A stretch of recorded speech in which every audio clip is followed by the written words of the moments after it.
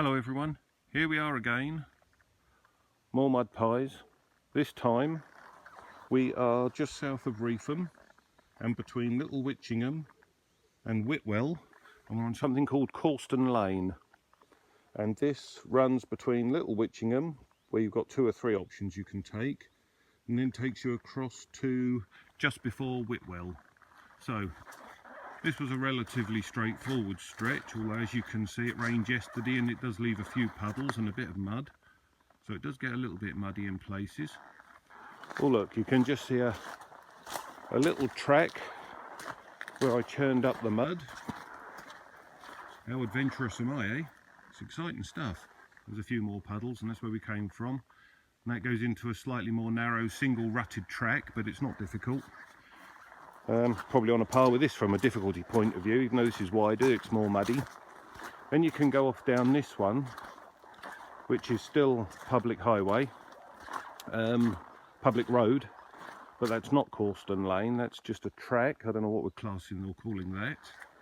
And then down there is the road that is Cawston Lane, but as you can see it's still a dirt track with grass growing up, although it looks as though it's fairly straightforward. So next job is to tackle both of these and see how I get on with those. There's the bike. Don't you just love it more and more when you put it in these sorts of situations? I had to have a run out yesterday down to Jim A Motorcycles to sort the sat-nav. The sat-nav was playing up, and I think it's a problem with how the battery connects into the unit itself, the cable. That's a Garmin Zumo 595LM, I think. So they've now got my sat-nav. But the road run made me realise that whilst the bike is more than capable of doing it, and it was a 170-mile round trip, took about 4 hours.